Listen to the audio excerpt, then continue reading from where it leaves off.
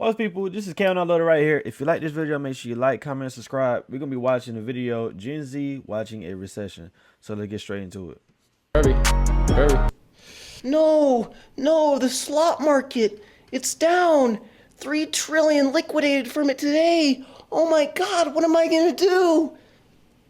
I love it. Nothing could make me happier. No one can give an answer why young people, why Generation Z should care about a stock market crash at all. If you're young and you care, you're a moron. You're being gaslit by boomers. At a certain point, you have to realize the growth of the stock market, the performance of index funds has very little to do with the prosperance of the people, especially young people. I couldn't care less that the stock market is falling. In fact, I'm happy. When I see red on the S&P, I jump in the air and shout for glee. Retail owns a very small minority of any publicly traded company. The rest are asset managers, banks, and other massive corporations. It's a corporate oligarchy. It's a separate financial class. Young people can't afford to save for an emergency, let alone invest. You say, well, I have a 401k. I occasionally put in a Roth IRA, something like this. Doesn't matter because you won't withdraw that for another 30 plus years anyway. So that shouldn't matter to you. If you're taking spot positions or you're trading, you're calling the market, that's your fault. You need to take responsibility for that. Here's who it matters for. The financial class themselves and boomers. Don't care. Fuck them. We have continued to suffer for their indulgence. They can figure it out. They're well acquainted with working hard, pulling themselves up by the bootstraps, and going into a job, giving a firm handshake. So that's who it matters for. If you're young and you care, you think, oh no, red, bad, snap out of it. It's being implanted in your head. It doesn't... I don't know what else to say. If you think these things actually equate to real value for real people, we just view things fundamentally different. I see slop. I see a fake economy. I see artificially inflated assets. I am happy to see it burn. Generation Z has been boned from the beginning.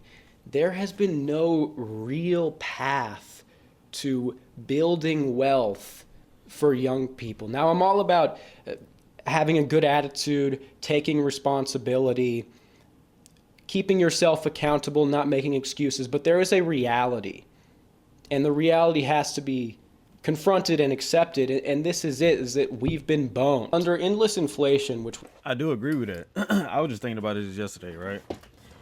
It's a spot called Kate Hatteras, or either just most of y'all probably heard of the movie. Not really a movie, but the show Outer Banks. It's just Outer Banks is North Carolina. If you go out there, you know, like it's only like a finite amount of land out there, especially like probably just on any beach area, stuff like that. Like a house that would normally cost, let's just say $300,000-$400. I mean, not $400,000 is going for $1 million. I mean, we talking about the oldest house.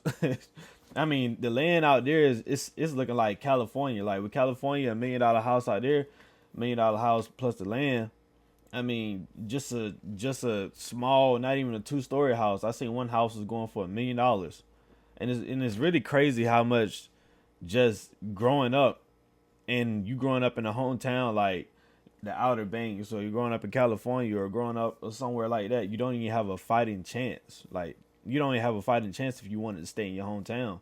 Like, I didn't grow up where a house is not even 2-story. That house would have been $200,000-$300,000 back in the day. But now, since it's been sitting there for so long, and it's sitting on a piece of land that everybody wants, now that house is worth $1 million if you want to get the house and the land or whatever might come with it. You cannot save money because it constantly loses value. So the game becomes to take the money and put it into assets while they are purchasable, while they are affordable, while they're at a good price as fast as possible, because they will, for the most part, endlessly appreciate under the endless inflation with some dips, but they will appreciate indefinitely. The problem is that Gen Z was locked out of this game from the start. toddlers when '08 happened, just entering the workforce when 2020 happened. Unless you're like a zillennial, maybe that's a little different. There's no entry for us. We can't afford anything. The cost of living rapidly approaches the average income, especially after 2020. And we're just told to work harder by older people. They can lose all their money. I don't care. Why would I care? Oh no, the line went down. It doesn't mean anything. The economy is fake and slop. The jobs are fake. Surveys are done. Half of people can't even conceive what their job does, why it means anything.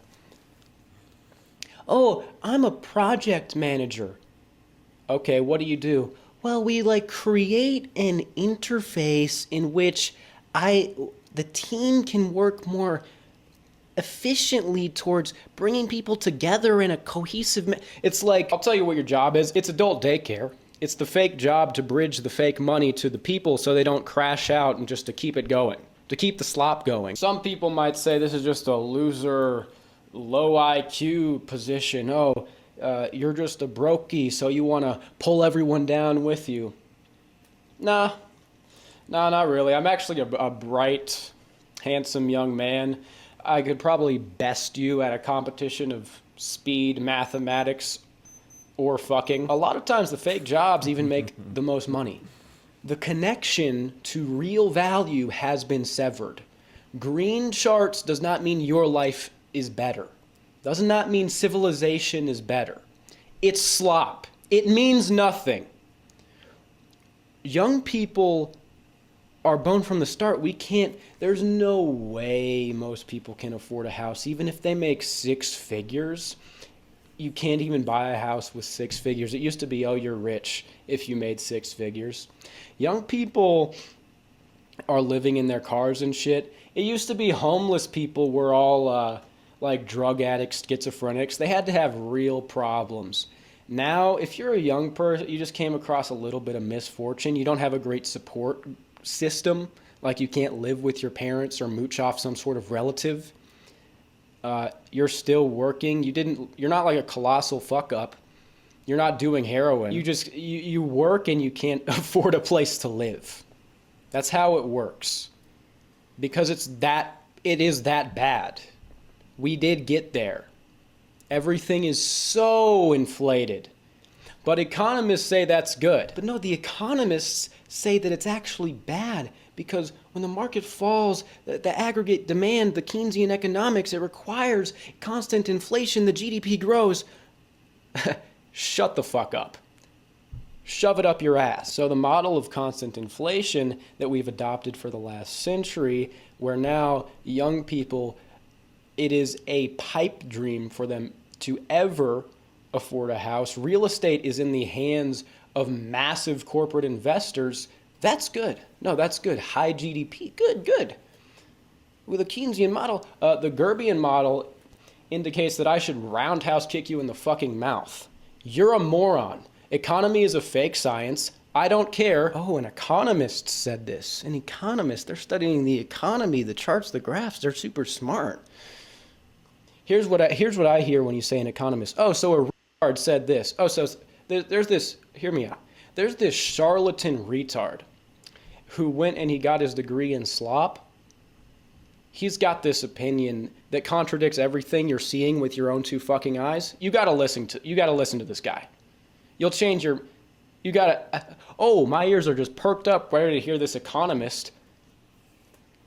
Now look, I'm trying to be entertaining. I'm trying to project out the Zoomer soul, the Zoomer perspective. The way I feel, I'm not that smart.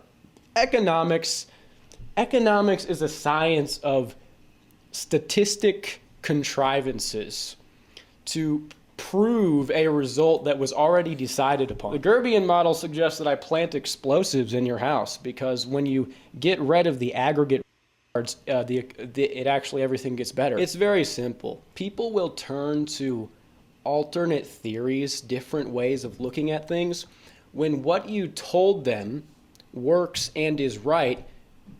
Just because somebody can afford something doesn't mean it is right. Just because I can pay $1,500 rent doesn't mean I should pay $1,500 rent. And for some young people, 60 to 70,000 put you in the top 10%. I think I heard it. For young people, 60 to 70,000 from 18 to 25 put you in the top 10%. So 54,000 probably put you in the top 15, 20%. You don't even have a fighting chance. You don't have a fighting chance, especially you in college. And then with my college, you couldn't stay on campus when you were a senior. So you had to get an apartment. So imagine you have to get an apartment, and the first apartment you try to get is just like 600 square foot for $1,500. Damn, in my hometown, I can get a 1,000 square foot for $1,200 2-bedroom. But you don't want to stay in your hometown. So it's just like, do you really have a fighting chance out here? You don't. Very clearly doesn't work, and they're still suffering and struggling. Constant inflation has proven to Generation Z that it does not work. The rubber's starting to hit the road here with that whole idea. Young people can't save money. Even if they could, it would be inflated away. They have no path forward to own anything. They're in perpetual debt slavery. And the economists say it's good. Oh, ask an economist what they think about the Federal Reserve. Oh, it's here to help us to stabilize and direct our economy. Okay, sure, guy. That's reassuring. I'm very glad to hear that. Why are the things around me devoid of substantial value? I'm surrounded by microplastics, and I have to work forever and still be in debt. Huh, that's weird. Oh, I'm sure glad they're stabilizing our economy. I'm over it. I'm happy to see it burn. It needs to all come down. We've been kicking this can down the road forever. People they walk around with this sense of normalcy like it's the 90s, and they'll just go to work, get a good job, buy a house, get a wife. The path is not there for Gen Z. It just isn't. You can't do it. It was stolen from you. And especially after 2020. I mean,